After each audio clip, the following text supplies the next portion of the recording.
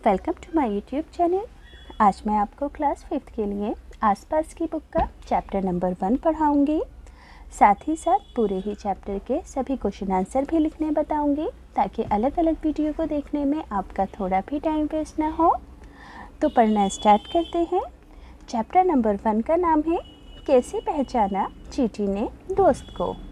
तो बच्चों, इस चैप्टर में आप अलग अलग जानवरों के बारे में पढ़ोगे कि ये एक दूसरे की पहचान कैसे करते हैं, कैसे अपना खाना ढूंढते हैं, किस तरीके से रहते हैं, सोते हैं। इन सभी बातों को आप जानोगे इस चैप्टर में। तो पढ़ना स्टार्ट करते हैं। देखो, यहाँ पर लिखा है कि क्या तुम्हारे साथ कभी ऐसा हुआ है।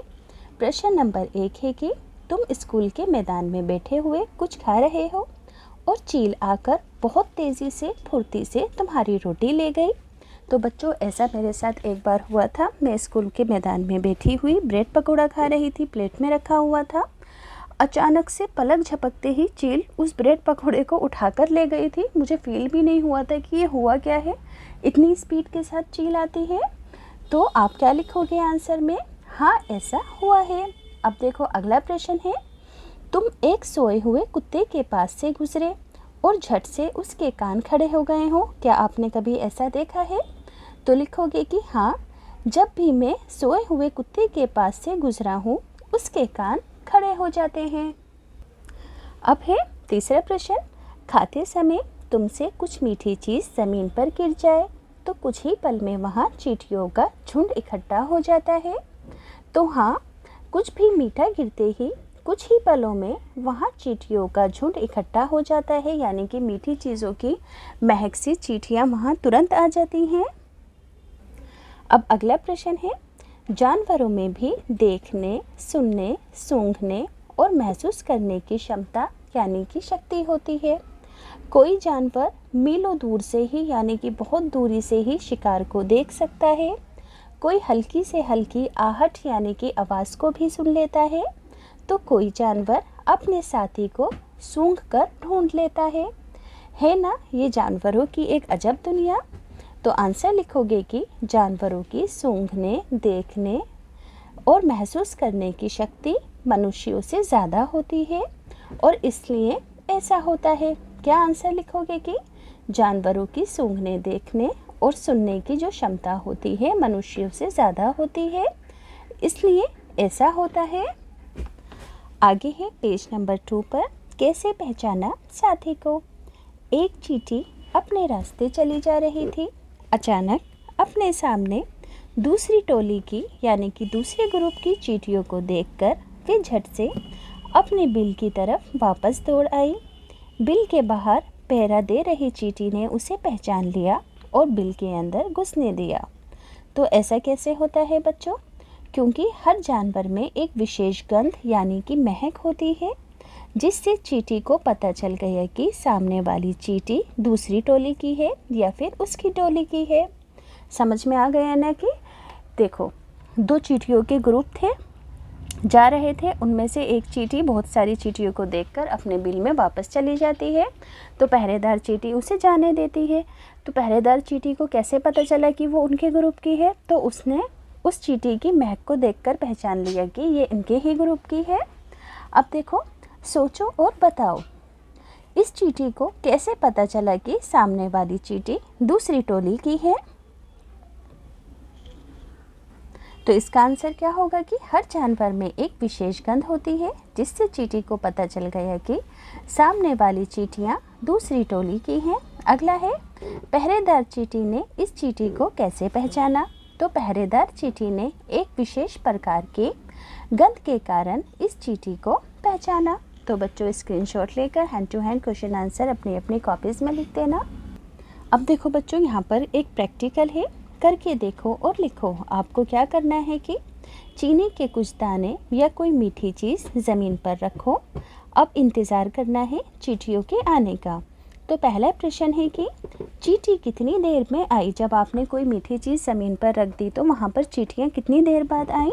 तो कुछ ही मिनटों बाद वहाँ चींटियों का झुंड इकट्ठा हो गया। क्या सबसे पहले एक चींटी आई या सारा झुंड इकट्ठा होकर आया? तो आंसर होगा सबसे पहले एक चींटी आई, फिर धीरे धीरे सारा झुंड इकट्ठा हो गया। अगला क्वेश्चन है चींटियाँ खाने की चीज़ का क्या करती हैं? तो चींटियाँ खाने की चीज़ अपने बिल में जमा करती हैं। अगला प्रश्न है वे उस जगह से कहाँ जाती हैं? तो वे खाने की चीज़ें लेकर अपने बिल में जाती हैं। अगला प्रश्न है क्या वे एक दूसरे के पीछे कतार यानी कि लाइन में चलती हैं? तो आप लिखोगे हाँ, वे एक दूसरे के पीछे कतार में चलती हैं।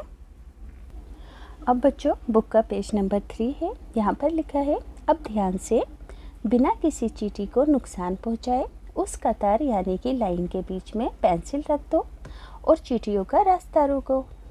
देखो अब चींटियाँ कैसे चलती हैं। जब आपने चींटियों की लाइन में बीच में पेंसिल रख दी ध्यान से, तो देखो कि उनके चलने में क्या चेंजिंग आई।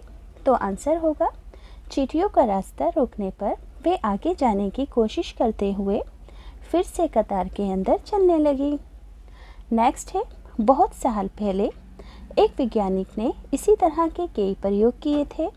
वे इस नतीजे पर पहुंचे कि चींटियां चलते समय ज़मीन पर कुछ ऐसी गंध छोड़ती हैं जिसको सूंघकर पीछे वाली चींटियों को रास्ता मिल जाता है। एक साइंटिस्ट ने इस बात का पता लगाया था कि इसी वजह से चींटियां अपना रास्ता ढूंढ पाती हैं। तो प्रश्न नंबर 2 है क्या आप बता सकते हो जब तुमने पेंसिल से चींटियों का रास्ता रोका तब उनके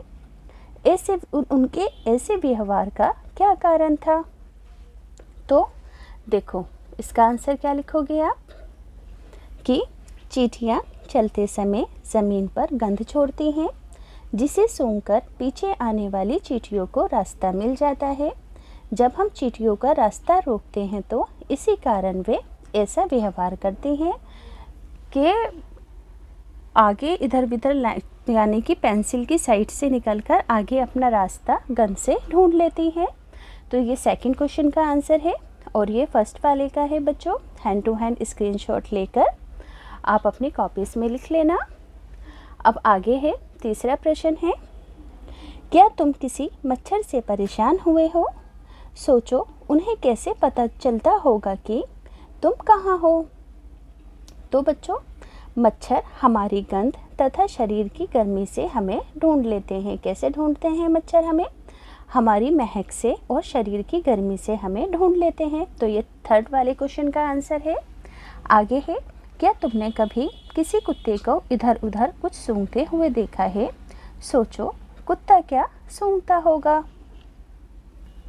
तो बच्चों क्या सोचा आपने कि कुत्ता क्या सूंघता होगा?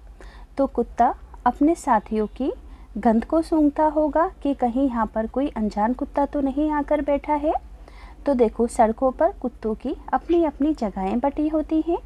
एक कुत्ता दूसरे कुत्ते के मलमूत्र की गंध से ये जान लेता है कि उसके इलाके में बाहर का कुत्ता आया है, तो वो यही चीज़ सूंघते हैं। रास्ते के अंदर आपने कुत्तों को चीज़ों को सूंघते हुए देखा होगा, तो वो इसी चीज़ का अंदाज़ा लगाते हैं कि कहीं हमारे इलाके में कोई अनजान कुत्ता तो नहीं घुस आया है।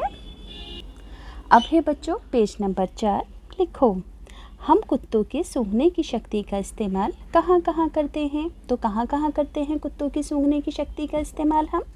हम चोर पकड़ने में, बम ढूंढने में और खोया हुआ सामान ढूंढने में कुत्ते के सूंघने की शक्ति का इस्तेमाल करते हैं। अगला क्वेश्चन है किन किन मौक़ों पर तुम्हारी सूंघने की शक्ति तुम्हारे काम आती है? सूची बनाओ। उदाहरण के लिए खाने की गंध उसके खराब होने का पता चलती है, जैसे कि किसी चीज़ के जलने का पता चलता है। तो तुम बिना देखे किन जानवरों को उनकी गंध से पहचान सकते हो? उनके आपको नाम लिखने हैं। बच्चों पहले सेकंड क्वेश्चन का आंसर लिखना है हमें कि किन किन मौक़ों पर आपको सूंघने की शक्ति आपके काम आती है। तो इसका आंसर ये रहा ख़राब खाने और जलने के अलावा बहुत मौक़ों पर सूंघने की शक्ति हमारे काम आती है, जैसे कि फूलों की खुशबू, स्वादिष्ट भोजन की सुगंध, रसोई में गैस का रिज़ाव तथा कचरे आदि की बदबू। इन सभी चीज़ों का पता हमें अपनी सूंघने की शक्ति से लगता है। अब है अगला प्रश्न तुम बिना देखे किन जानवरों को उनकी गंध से, उनकी खुशबू से, उनकी महक से पहचान सकते हो? तो हम बिना देखे, यहाँ पे लिखना, हम बिना देखे कुछ जानवरों को उनकी गंध से पहचान सकते हैं, जैसे कि भैंस, बकरी, भेड़ आदि को। तो बच्चों स्क्रीनशॉट लेकर तीनों ही क्वेश्चन आंसर याद से अपनी अपनी कॉपीज़ में लिख लेना। सेकंड क्वेश्चन का आंसर यहाँ पर ऊपर लिखा हुआ है। अब बच्चों अगला क्वेश्चन है, किन्हीं 5 ऐसी चीज़ों के नाम लिखो जिनकी गंध तुम्हें अच्छी लगती है और जिनकी गंध अच्छी नहीं लगती है। तो किन किन चीज़ों की गंध आपको अच्छी लगती है? जैसे कि फूलों की, चॉकलेट की, खाने की, घास की, मिट्टी की। और जिनकी गंध आपको अच्छी नहीं लगती, जैसे कि कचरे की, मछली की, मांस की, गोबर की, मूत्र की। इसी तरीके से क्या तुम्हारे सभी साथियों के उत्तर एक जैसे हैं? तो नहीं, सभी की पसंद अलग अलग होती है। सभी साथियों को अलग अलग सुगंध अच्छी लगती है। तो बच्चों स्क्रीनशॉट लेकर hand to hand question answer copy में लिखते जाना। अब है पेज नंबर 5, चर्चा करो। पहला प्रश्न है, क्या तुम्हें अपने घर के लोगों के कपड़ों से गंध आती है और किसके कपड़ों से गंध आती है? तो पहला आंसर लिखोगे कि हाँ, जब बड़े भाई काम पर से वापस आते हैं तो उनके कपड़ों से पसीने की गंध आती है। अगला है, कभी किसी भीड़ से भरी जगह जैसे कि मेले में, बस में, ट्रेन आदि में तुम्हें गंध का एहसास हुआ है और आपको उस टाइम कैसा लगा? तो हाँ, भीड़ भरी जगह पर अजीब तरह की गंध का एहसास होता है जो कि मन को ख़राब कर देती है। तो दोनों ही क्वेश्चन आंसर ध्यान से अपनी अपनी कॉपीज़ में लिख लेना। आगे है बच्चों, ऐसा क्यों? आज रजनी को ज़रूरी काम से कहीं जाना पड़ा। अपने 6 महीने के बेटे दीपक को वो अपनी बहन सुशीला के पास छोड़ गई। सुशीला की अपनी भी एक छोटी सी बेटी है। मज़े की बात ये हुई कि दोनों बच्चों ने एक साथ पोटी कर दी। अपनी बेटी की पोटी धोने के बाद जब दीपिका की पोटी साफ करने लगी तो फटाफट उसने अपनी नाक से कपड़ा ढक लिया। तो सुशीला ने ऐसा क्यों किया? क्यों किया सुशीला ने ऐसा बच्चों? तो सुशीला को रोज़ अपनी बेटी की पोटी साफ करने की आदत थी। इसी वजह से उसने जब पहली बार दीपिका की पोटी साफ की तो उसे बहुत गंध आई और उसने अपना मुंह ढक लिया, क्योंकि उसे आदत नहीं थी। इसी वजह से उसने दीपिका की पोटी साफ करते समय अपना मुंह ढका था और अपनी बेटी की पोटी साफ करते समय अपना मुंह नहीं ढका था। आगे है, सोचो और चर्चा करो। सुशीला ने अपनी बेटी की पोटी साफ करते समय तो मुंह नहीं ढका, लेकिन दीपिका की पोटी साफ करते समय मुंह ढक लिया। ऐसा क्यों? तो इसका आंसर मैंने अभी आपको पढ़कर बता दिया है फर्स्ट का। सेकंड है, जब तुम कूड़े के ढेर के पास से गुजरते हो वहाँ की गंध तुम्हें कैसी लगती है? जब उस बच्चे के बारे में सोचो जो दिन में कई घंटे इसी कचरे के ढेर से चीज़ों को बिनता है, यानी कि चीज़ें ढूंढता है। क्वेश्चन का मतलब समझ में आया बच्चों कि जब हम कचरे के ढेर के पास से गुजरते हैं तो हमें कितनी गंदी स्मेल आती है। मगर आप ऐसे बच्चों के बारे में सोचो जो कि कचरे के ढेर से चीज़ों को ढूंढते हैं, तो उन पर क्या बीतती होगी, उन्हें कैसा फील होता होगा? तो सेकंड का आंसर लिखोगे कि जब हम कूड़े के ढेर के पास से गुजरते हैं तो वहाँ की गंध हमें बहुत ही बदबूदार लगती है, किंतु जो बच्चा कूड़े के ढेर से वस्तुओं को बीनता है उसको इस गंध की आदत हो जाती है, इसलिए उसे इस गंध से कोई दिक्कत नहीं होती है, क्योंकि उसे उस गंध की आदत हो जाती है। अगला प्रश्न है, क्या गंध का अच्छा या बुरा होना सभी के लिए एक जैसा होता है या इस पर हमारी सोच का असर पड़ता है? तो आंसर होगा कि अच्छी गंध सभी के लिए अच्छी तथा ख़राब गंध सभी के लिए ख़राब लगती है, किंतु सोच का असर भी गंध के ऊपर पड़ता है, क्योंकि किसी किसी को कुछ चीज़ें की गंध अच्छी लगती है और किसी को कुछ चीज़ों की गंध बुरी भी लगती है, तो सोच का असर भी गंध के ऊपर पड़ता है। तो बच्चों स्क्रीनशॉट लेकर हैंड टू हैंड आंसर ज़रूर लिखना। अब है बच्चों पेज नंबर 6, कैसे दिखा? किसी ऐसे पक्षी का नाम लिखो जिसकी आंखें सामने की तरफ होती हैं। तो बच्चों ये इसका आंसर होगा उल्लू। उल्लू की आंखें सामने की तरफ होती हैं। अगला प्रश्न है, ऐसे कुछ पक्षियों के नाम लिखो जिनकी आंखें सर के दोनों तरफ होती हैं। इन पक्षियों की आंखों का आकार उनके सर की तुलना में कैसा होता है? साइज़ भी बताना है आपको कि इन पक्षियों की आंखों का साइज़ कितना होता है। तो बच्चों, ऐसे जो पक्षी हैं जिनकी आंखें दोनों तरफ होती हैं, तो कबूतर, तोता, चील, गौरैया तथा कौवे वगैरह की आंखें सर के दोनों तरफ होती हैं और इनकी आंखें सर की तुलना में बहुत छोटी होती हैं। अब है आगे, ज़्यादातर पक्षियों की आंखें उनके सर के दोनों तरफ होती हैं और पक्षी एक ही समय में दो अलग अलग चीज़ों पर नज़र डाल लेते हैं जब ये बिल्कुल सामने देखते हैं। समझ में आया कि अलग अलग चीज़ों को ये एक ही समय में साथ देख सकते हैं। तो तुम भी अलग अलग तरीके से देखो। यहाँ पर एक एक्टिविटी है और कुछ क्वेश्चन आंसर हैं। तो एक्टिविटी को पढ़कर बताती हूँ मैं आपको। तुम भी अलग अलग तरीके से देखो। तुम अपनी दाईं आँख को बंद करो तथा एक हाथ से ढक लो। उसी समय तुम्हारा साथी तुम्हारे बिल्कुल दाईं तरफ यानी कि अपोजिट साइड थोड़ी दूर पर खड़ा होकर कुछ एक्शन करेगा। जैसे कि क्या तुम बिना गर्दन घुमाए अपने साथी के एक्शन को देख पाते हो सिर्फ एक आँख से, क्योंकि एक आँख बंद है।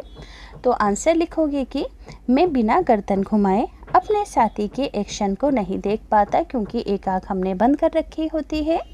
अब दोनों आंखें खोलकर बिना गर्दन घुमाए दाएं तरफ खड़े साथी के एक्शन को देखो।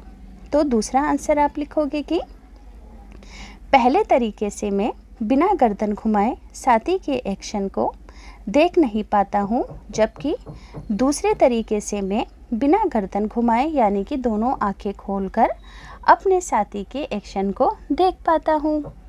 अब है तीसरा प्रश्न, दोनों तरफ से देखने पर क्या अंतर पाया आपने? सॉरी बच्चों, मैंने सेकंड क्वेश्चन का आंसर थर्ड पढ़ दिया था, दोबारा बताती हूँ। देखो, अब दोनों आंखें खोलकर बिना गर्दन घुमाए आपको देखना है। तो आंसर होगा कि बिना गर्दन घुमाए अपनी दोनों आँखों से मैं अपनी दाईं तरफ खड़े साथी के एक्शन को देख पा रहा हूँ, क्योंकि इस बार मेरी दोनों ही आंखें खुली हैं। अब यहाँ पर है कि दोनों तरीक़ों से देखने में क्या अंतर था। तो पहले तरीके से मैं अपने साथी के एक्शन को नहीं देख पाता, जबकि दूसरे तरीके से मैं बिना गर्दन घुमाए अपने साथी के एक्शन को देख पाता हूँ। तो बच्चों, तीनों ही क्वेश्चन आंसर यहाँ पर लिखे हैं। ये है पहला आंसर, इसके नीचे है दूसरा आंसर और ये जो पूरा लिखा हुआ है ये तीसरा आंसर है। अब है पेज नंबर 7। अब कोई गेंद या छोटा सिक्का उछालकर पकड़ने का खेल खेलो। एक बार दोनों आंखें खोलकर और एक बार एक आंख बंद करके। किस स्थिति में इन चीज़ों को पकड़ना आपको आसान लगा? पहली बार में आपको क्या करना है कि एक बार में दोनों आंखें खोलकर कैच करना है और एक बार में एक आंख को बंद करके कैच करना है। तो पहला आंसर है कि दोनों आंखें खोलकर गेंद और सिक्का पकड़ना आसान होगा। सेकंड क्वेश्चन है कि सोचो अगर पक्षियों की तरह तुम्हारी आंखें तुम्हारे कान की जगह होती तो कैसा होता? तुम ऐसे क्या क्या काम कर पाते जो कि अब नहीं कर पाते हो? तो आंसर होगा कि अगर पक्षियों की तरह हमारी आंखें भी हमारे कान की जगह होती तो हम भी बिना गर्दन घुमाए चारों तरफ देख पाते।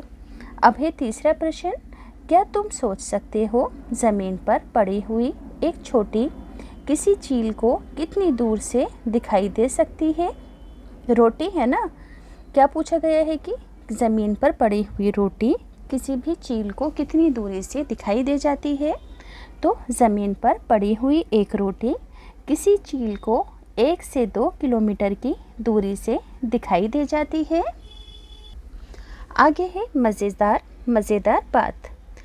जैसे हमें इतने सारे रंग दिखाई देते हैं, उतने रंग जानवरों को नहीं दिखाई देते हैं। इंसानों को जानवरों से ज़्यादा सभी रंग दिखाई देते हैं, बल्कि जानवरों को सिर्फ कुछ ही रंग दिखाई देते हैं। आमतौर पर माना जाता है कि दिन में जागने वाले जानवर कुछ ही रंग देख पाते हैं और रात में जागने वाले जानवर हर चीज़ को सिर्फ सफ़ेद और काला ही देख पाते हैं, यानी कि जानवर सभी रंगों को नहीं देख पाते हैं। रात वाले जानवरों को रंग ब्लैक एंड वाइट दिखते हैं और जो दिन में जागने वाले जानवर होते हैं उन्हें सिर्फ कुछ ही रंग दिखाई देते हैं। अब है पेज नंबर 8। कितने तेज़ हैं कान। तुमने कक्षा 4 में पढ़ा था। हमें पक्षियों के कान दिखाई नहीं देते हैं, उनके कान छोटे छोटे छेदों जैसे होते हैं जो उनके पंखों से ढके होते हैं पक्षियों के कान। तो यहाँ पर आपको लिखना है कि 10 जानवरों के नाम लिखो जिनके कान दिखाई देते हैं। तो देखो 10 जानवरों के नाम जिनके कान दिखाई देते हैं निम्न प्रकार हैं, जैसे कि गधा, कुत्ता, बिल्ली, घोड़ा, बकरा, ऊँट, जिराफ, हिरन, हाथी और भालू। अगला प्रश्न है कि कुछ जानवरों के नाम लिखो जिनके बाहरी कान हमारे बाहरी कानों से बड़े होते हैं, यानी कि साइज़ में हमारे कानों से बाहरी कान उनके बड़े होते हैं। तो ऐसे जानवर जिनके बाहरी कान हमारे बाहरी कानों से बड़े होते हैं निम्न प्रकार हैं, जैसे कि हाथी, ऊँट, भैंस, बकरी, घोड़ा आदि। इन सभी के कान हमारे कानों से बड़े होते हैं। अब है, तुम्हें क्या लगता है, क्या जानवरों के कान के आकार और उनके सुनने की शक्ति का आपस में कोई संबंध, कोई रिलेशन होता है, उनके साइज़ का और उनकी सुनने की शक्ति का? तो आंसर होगा कि जानवरों के कान के आकार और उनके सुनने की शक्ति में बहुत गहरा संबंध होता है। जिन जानवरों के कान बड़े होते हैं उनके सुनने की क्षमता भी अधिक होती है। तो बच्चों स्क्रीनशॉट लेकर हैंड टू हैंड आंसर लिखते जाना। अगला क्वेश्चन है, स्कूल में कोई शांत जगह ढूंढो जहाँ पर कोई ना हो। वहाँ एक बच्चा बाकी बच्चों से थोड़ी दूरी पर खड़ा होकर धीरे से कुछ बोलेगा। बाकी बच्चे उसे ध्यान से सुनेंगे कि उसने क्या बोला। वही बच्चा फिर से उतने ही धीरे बोले। एक बार बाकी बच्चे अपने कानों के पीछे हाथ रखकर सुने। किस बार आवाज़ ज़्यादा साफ सुनाई दी? अपने साथियों से भी पता करो। तो हाथों को कान के पीछे रखकर आवाज़ ज़्यादा साफ सुनाई देती है। अगला प्रश्न है कि तुम अपने कानों पर हाथ रखकर कुछ बोलो, अपनी ही आवाज़ सुनाई देती है ना? तो हाँ, मुझे अपनी ही आवाज़ सुनाई देती है जब मैं कानों पर हाथ रखकर बोलती हूँ। अब बच्चों पेज नंबर 9 है। एक बार डेस्क को बजाओ, कैसी आवाज़ आती है? अब जैसा चित्र में दिखाया गया है इसी तरह से डेस्क पर कान लगाओ। एक बार फिर अपने हाथ से डेस्क को बजाओ, तो कैसी आवाज़ आई है कान लगाने के बाद? दोनों आवाज़ों में क्या अंतर, क्या डिफरेंस है? तो डेस्क बजाने पर ठक ठक की आवाज़ आई और डेस्क पर कान लगाकर बजाने पर आवाज़ ज़ोर से सुनाई देती है। आगे है आवाज़ें अलग अलग। जंगल में ऊंचे पेड़ पर बैठा लंगूर पास आती मुसीबत जैसे कि शेर चीते को देखकर एक ख़ास तरीके की आवाज़ निकालकर अपने साथियों को संदेश यानी कि सूचना देता है। इस काम के लिए पक्षी भी ख़ास आवाज़ें निकालते हैं जब उन्हें कोई ख़तरा महसूस होता है। कुछ पक्षी अलग अलग ख़तरों के लिए अलग अलग तरह की आवाज़ें निकालते हैं, जैसे कि उड़कर आने वाले दुश्मन के लिए एक तरह की आवाज़ होती है, ज़मीन पर चलकर आने वाले दुश्मन के लिए वो दूसरी तरह की आवाज़ निकालते हैं। तो जब मछलियाँ ख़तरे की चेतावनी एक दूसरे को बिजली तरंगों से देती हैं, यानी कि अलग अलग तरह के जानवर अलग अलग तरह के तरीक़ों से किसी भी ख़तरे की सूचना देते हैं।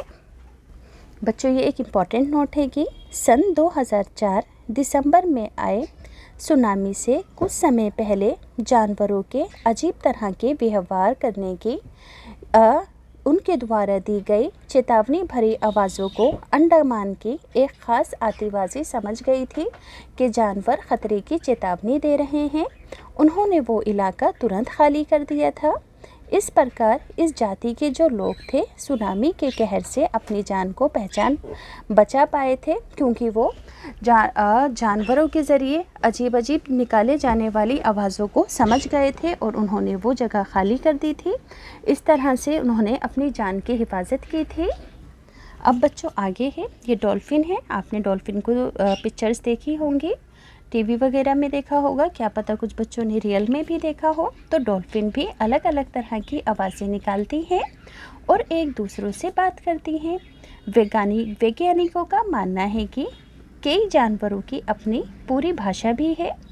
तो पहला प्रश्न है कि क्या तुम कुछ जानवरों की आवाज़ें समझ सकते हो और किस किस की? तो नहीं, मैं किसी भी जानवर की आवाज़ को नहीं समझ पाता। क्या कुछ जानवर तुम्हारी भाषा समझ सकते हैं? जैसे कि कौन कौन? हाँ, केवल कुछ पालतू जानवर ही हमारी भाषा समझ सकते हैं, जैसे कि कुत्ता, बंदर, तोता, बिल्ली आदि। अगला क्वेश्चन है, आओ खेलें एक मज़ेदार खेल। जिस तरह पक्षी हर अलग अलग बात के लिए अलग अलग आवाज़ें निकालते हैं, उसी तरह तुम भी अलग अलग बातों के लिए आवाज़ों की भाषा बना लो।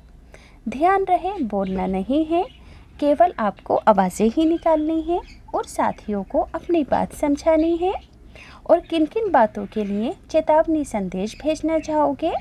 जैसे कि कक्षा में टीचर के आने पर अपने दोस्तों को किस तरीके से आवाज़ों से आप बताओगे, अपनी खुद की भाषा बनाओ और आपस में आप करके देखें इस चीज़ को। अब है अगला प्रश्न, क्या तुमने कभी ध्यान दिया है कि सर्दियों के दिनों में अचानक ही छिपकलियाँ कहीं गुम हो जाती हैं? सोचो वो ऐसा क्यों करती होंगी? तो हाँ, मैंने ध्यान दिया है कि सर्दियों में अचानक छिपकलियाँ गुम हो जाती हैं क्योंकि वे सर्दी से बचने के लिए किसी सुरक्षित स्थान पर चली जाती हैं और वहाँ पर उन्होंने अपना भोजन भी इकट्ठा किया हुआ होता है। देखो बच्चों, यहाँ पर 2 पाई चार्ट दिए गए हैं और यहाँ पर बताया गया है कि एक स्लोथ के सोने और जागने की प्रक्रिया 24 घंटों की घड़ी में देखी है, तो वो ऐसी दिखेगी। बताओ कि छिपकली के लिए सर्दियों में ये घड़ी कैसी दिखेगी?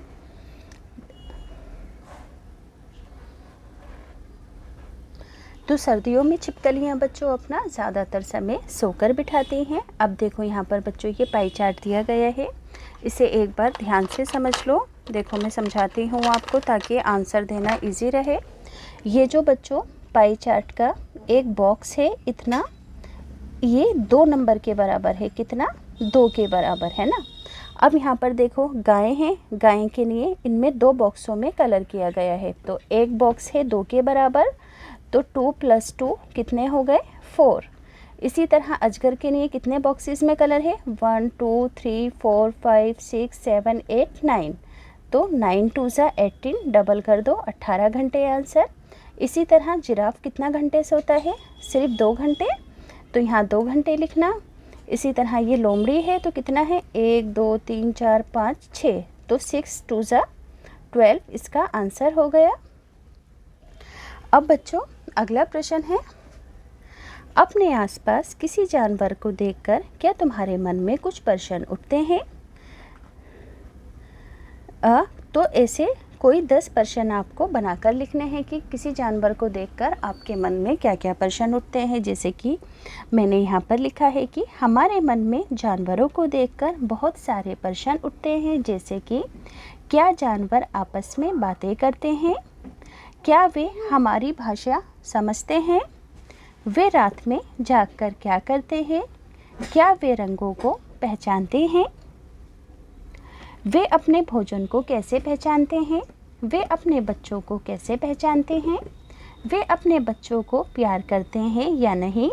वे दोस्त कैसे बनाते हैं? और बीमार होने पर वे क्या करते हैं? तो ये सभी 10 प्रश्न आप अपनी कॉपी में ध्यान से लिख लेना, स्क्रीनशॉट ले लेना। अब है बच्चों पेज नंबर 13। बाघ इतना सतर्क यानी कि इतना एक्टिव जानवर है, लेकिन इसके बावजूद आज भी खतरे के अंदर है, क्योंकि ज़्यादातर बाघों का शिकारियों ने उनकी खाल की वजह से शिकार कर लिया है। इस वजह से वो खतरे में है, उसकी जाति। सोचो जंगल के बाघ को किन किन चीज़ों से खतरा होगा? तो आंसर, जंगल में बाघ को सबसे अधिक खतरा शिकारियों से है, जो उन्हें मारकर उनकी खाल का व्यापार करते हैं। इसके अलावा जंगल में आग या प्राकृतिक आपदा आने पर जंगलों के विनाश से इन्हें खतरा हो सकता है। क्या हम भी जानवरों के लिए खतरा बन रहे हैं और कैसे बन रहे हैं? तो आंसर लिखोगे कि हाँ, जानवरों के लिए आज हम सबसे बड़ा खतरा है। आदमी अपनी आवश्यकताओं के लिए इनका इतना शिकार करता है कि आज बहुत से जानवर बिल्कुल विलुप्त यानी कि ख़त्म होने की कगार पर हैं। तो बच्चों, इस क्वेश्चन का आंसर है कि भारत में जानवरों की सुरक्षा के लिए 75 से अधिक नेशनल पार्क है और 435 से भी अधिक अभयारण्य बनाए गए हैं, जिनमें उन जानवरों को रखा जाता है जो कि संख्या के अंदर बहुत कम रह गए हैं और बिल्कुल ख़त्म होने वाले हैं। यहाँ पर विभिन्न प्रजाति के पशु पक्षियों का संरक्षण एवं संवर्धन होता है। कौन कौन से नेशनल पार्क हैं? सबसे पहले है सुंदरवन नेशनल पार्क है पश्चिम बंगाल में। यहाँ पर बाघ हैं, संरक्षण के लिए रखे गए हैं। इसी तरीके से रणथंभौर नेशनल पार्क राजस्थान में है, यहाँ पर भी बाघ हैं। कान्हा नेशनल पार्क मध्य प्रदेश में है। इम्पॉर्टेंट क्वेश्चन है बच्चों, ज़रूर याद करना। यहाँ पर भी बाघ हैं संरक्षण के लिए। Jim Corbett national park Uttarakhand में है और यहाँ पर भी बाघ रखे गए हैं संरक्षण के लिए। गिर नेशनल पार्क गुजरात में है, यहाँ पर सिंह हैं यानी कि बब्बर शेर हैं। काजीरंगा नेशनल पार्क असम में है और यहाँ पर गेंडा संरक्षण के लिए रखा गया है। तो बच्चों, ये एक इम्पॉर्टेंट क्वेश्चन है, इसे अच्छे से अपनी कॉपी में ज़रूर लिखना। अब बच्चों, क्या तुमने कभी ध्यान दिया है बहुत से गायक गायिका गाते समय अपने कानों पर हाथ रखते हैं और वो ऐसा क्यों करते होंगे? तो आंसर लिखोगे कि गाते समय बहुत से गायक गायिका अपने कानों पर हाथ इसलिए रख लेते हैं क्योंकि ऐसा करने पर वो आसपास के वातावरण में हो रहे शोर शराबे से बच सकें। बस इतना ही लिखना, ठीक, यहाँ तक ही लिखना है इस आंसर को। अगला क्वेश्चन है, कुछ उदाहरण देकर समझाओ जिससे हमें पता चलता है कि जानवरों के देखने, सुनने, सूंघने और महसूस करने की शक्ति बहुत ज़्यादा तेज़ होती है। तो इसका आंसर होगा, पहले वाले का तो आंसर इतना है। तो जानवरों की ज्ञानेंद्रियां हम मनुष्य से इस मामले में बहुत तेज होती हैं। एक चील अपने से 1.5-2 किलोमीटर दूरी की वस्तुओं को आसानी से देख लेता है। मच्छर आदमी के पैरों के तलवों की गंध और शरीर की गर्मी से आदमी की उपस्थिति का पता लगा लेता है। बाघ के दोनों कान बाहर की आवाज़ सुनने के लिए अलग अलग दिशाओं में घूम जाते हैं। कुछ कीड़े मकोड़े, खासकर रेशम का कीट, अपनी मादा की गंध को लगभग 11 किलोमीटर की दूरी से पहचान लेता है। तो बच्चों, ये चैप्टर पूरी तरह कंप्लीट होता है। अगर आपको अच्छे से समझ में आया हो तो प्लीज़ चैनल सब्सक्राइब करना, वीडियो को लाइक करना